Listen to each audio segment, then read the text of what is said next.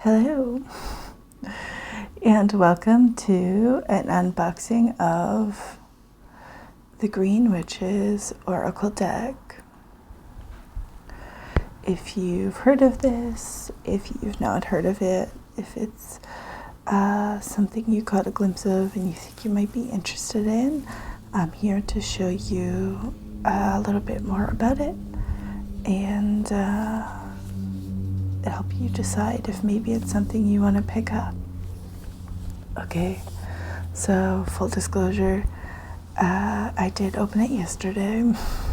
You will see some B-roll shots of it outside in nature, because I did just want to get some extra footage, and I filmed that first. So this is what it looks like. The box, it's really thick, substantial cardboard box.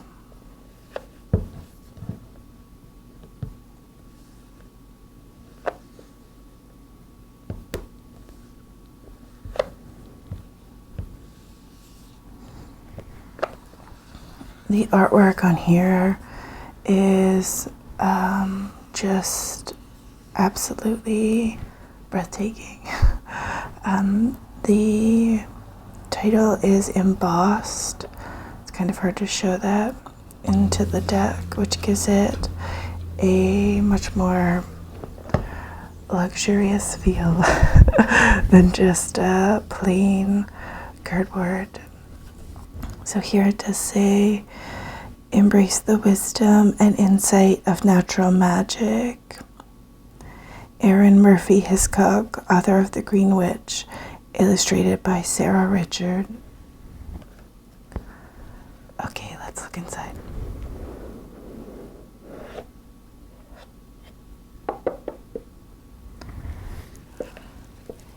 Actually, I do just want to show you the artwork on the sides as well. The whole box is really done really beautifully.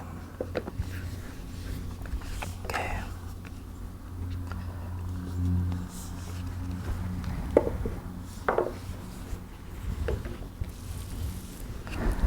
So it comes with a pretty substantial booklet that does give you an intro to the deck.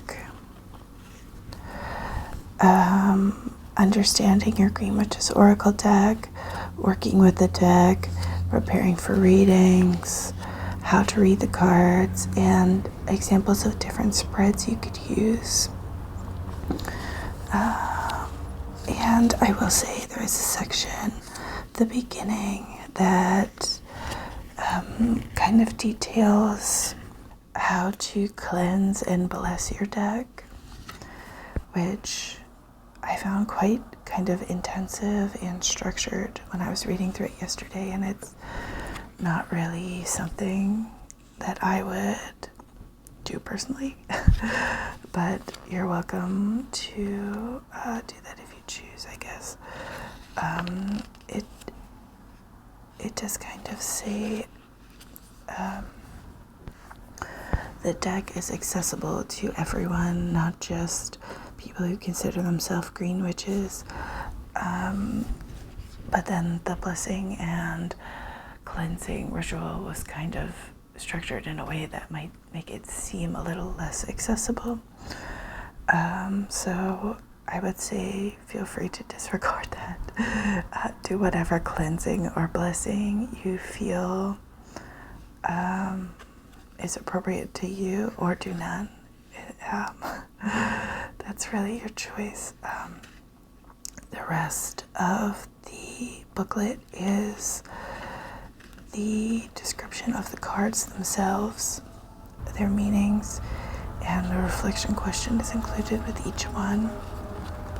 And the guidebook is really well done. It has full color photos of every card and like a good section of writing on intended messages or questions that you can divine from the card that you pull depending on the scenario. One thing that I think was really well done in this was the encouragement of the author to go through the deck, to not look at the book meanings first, but to take the deck, go through every card, take a look at it, and write down what you feel the card represents and what it means to you, and to then go to the book and see what the book says. And she encourages that if the message that you pull resonates with you more, then to favor that over what's in the book, which is something that's really interesting. I'm not familiar with a lot of oracle decks, so I don't know if that's overly common or not, but I did find that to be something that, I don't know, was a really positive aspect of this. I don't know, it just sends positive vibes about the creation of this deck in general, and flexibility and intuition and all of that stuff. You know, for me, this isn't a magical practice necessarily. It's just something I use, that I will use to kind of better narrow down my own personal feelings about things. You know, it's just a tool you pull from it what you need. So your mind, your brain, your soul, whatever it is, your intuition pulls from the card the message that your subconscious needs to hear. That's how I would put it. So I think that this book really encourages the holder to really hone in on their own intuition and their own meanings, and yet gives a really strong support system in the guidebook for if you're feeling a little bit lost, if you're feeling a little bit unsure, maybe this is the direction you need to focus your energy or focus your thoughts or focus your attention. So I do think that the guidebook is really, really substantial, really great, really well done, really high quality. It's thick. It doesn't feel like it's going to fall apart anytime soon. So that's great.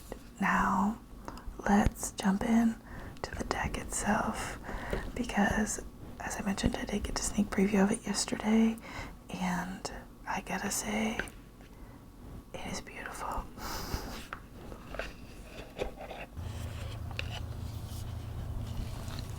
So to start with, the back design on the cards is an intricate flower motif design. It is really just so beautiful. The cards themselves are quite thick. They aren't foiled on the edges, which you sometimes see with oracle decks, but I think that would honestly take away from the kind of nature aspect of the deck. It makes it feel more earthy, it makes it feel more grounded. So that's what the card backs look like. This is actually weirdly enough the last one I think I showed when I was flipping through this. So this first card is Preserve. We've got a little chipmunk here on some pickled onions, some berry apple jam, and Nat's rum peaches. And the message down here is security, forethought, and thrift. So just as an example, we'll take this card and I'll find it in the book and just read to you what it says as an example of kind of what you get. So Preserve. I don't know.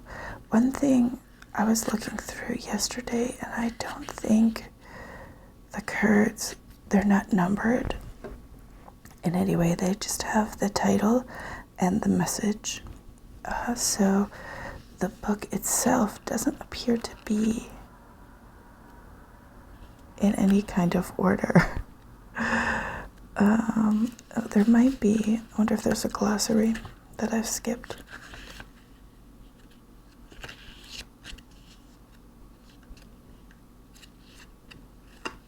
Maybe in the back.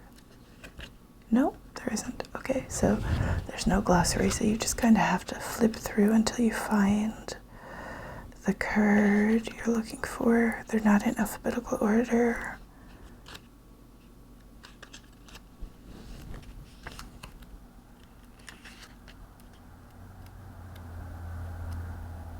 Okay, I've got it here. So, preserve, security, forethought, thrift. Card meaning.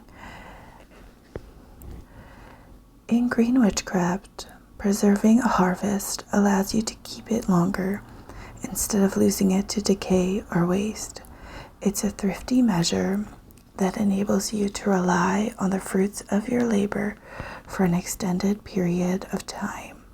Another form of preserving is to put aside a little of what you use every time you use it. This helps to build a stockpile to guard against future need.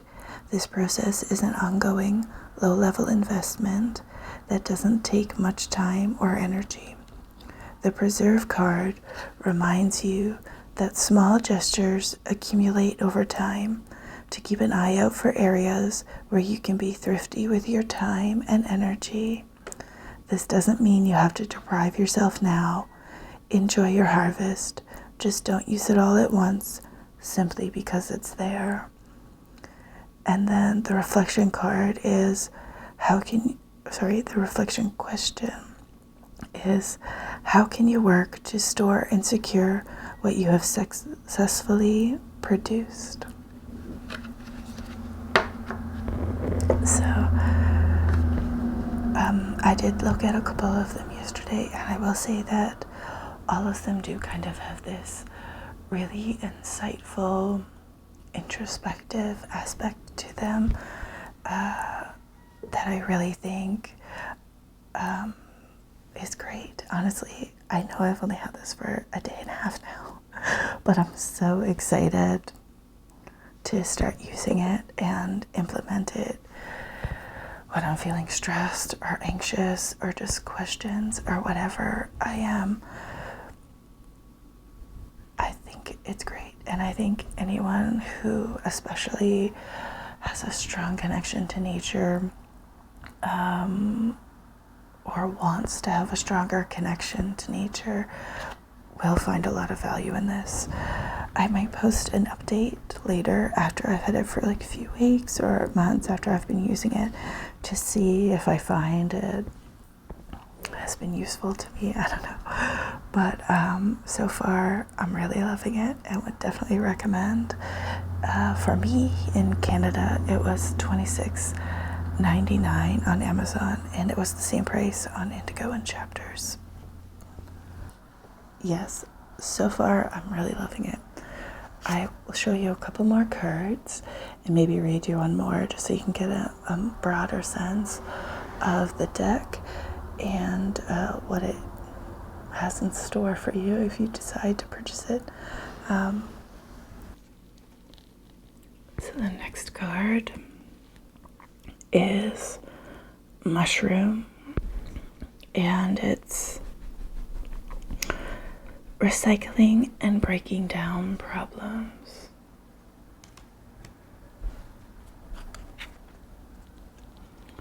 Then we have Pine Tree, vitality, longevity, and perseverance.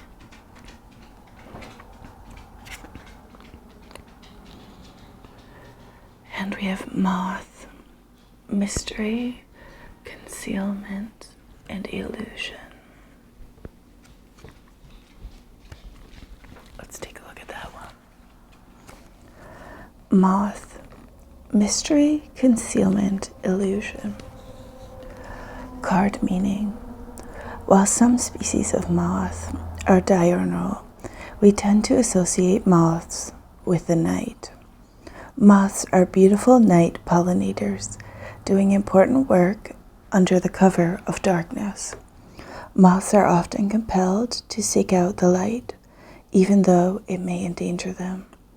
Moths, like butterflies, often have markings that disguise them, tricking predators into assuming they are something other than what they truly are.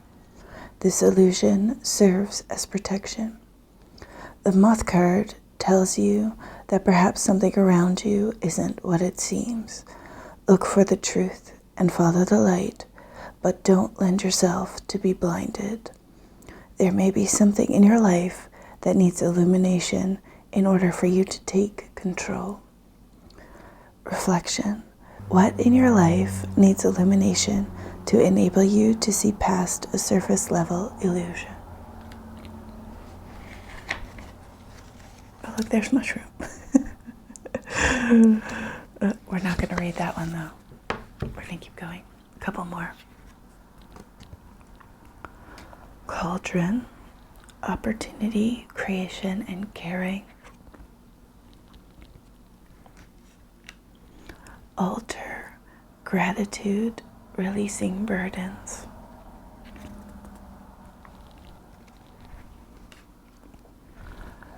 Walking staff, support, encouragement. One last one. Potion, invigoration, and empowerment. Okay, I'll take a look at potion and see what that one says, and then I'll kind of just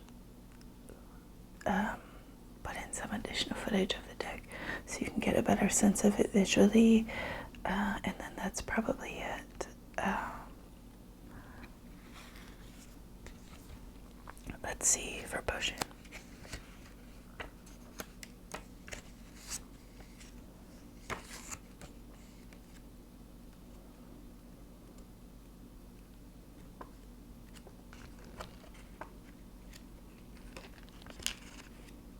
Can't find it. So that is the one drawback of this book, is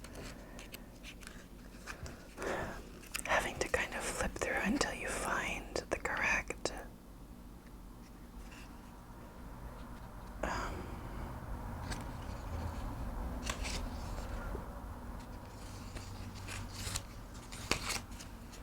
page. I really wish they were. There it is. Potion, invigoration, empowerment. Card meaning. The potion card tells you that a small infusion of intention, even just a drop, can invigorate you and get you back on track if you are feeling out of control. Any act done with intention can stimulate forward momentum. Choosing to empower yourself with a small gesture of concentrated magic can refresh you enough to galvanize your motivation. This may be as simple as casting a basic spell or meditating in nature.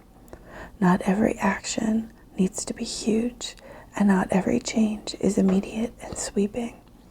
Don't discount the magic that a tiny gesture or moment can create. Just a small drop will do. Reflection. What energizes you on a daily basis?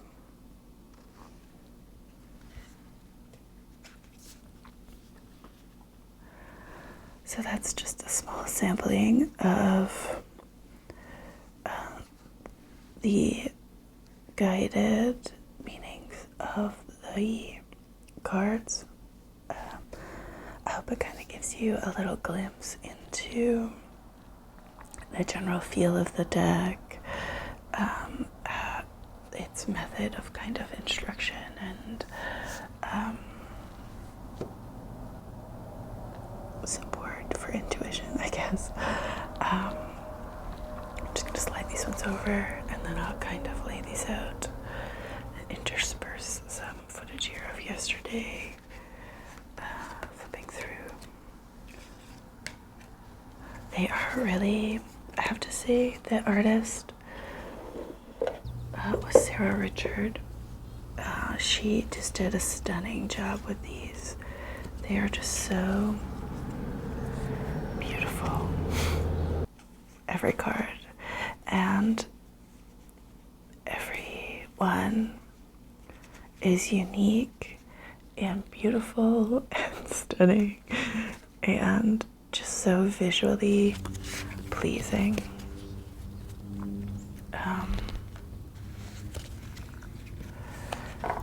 Yeah, so right now I can't say enough positive things about this.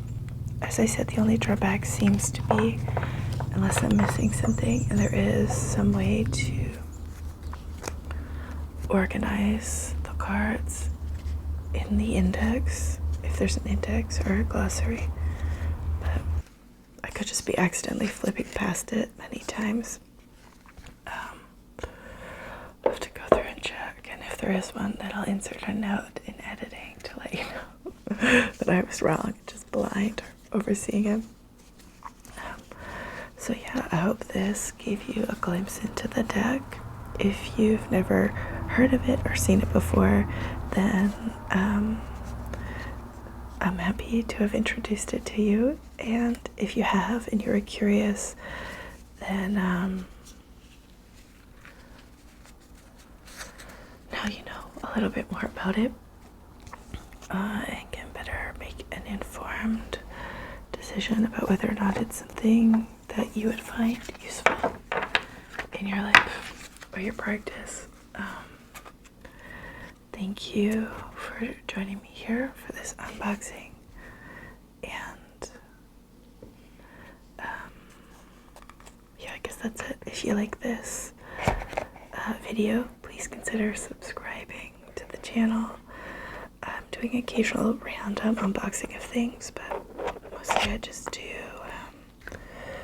ASMR-ish content and book reviews, all kinds of stuff. I haven't really 100% pinned it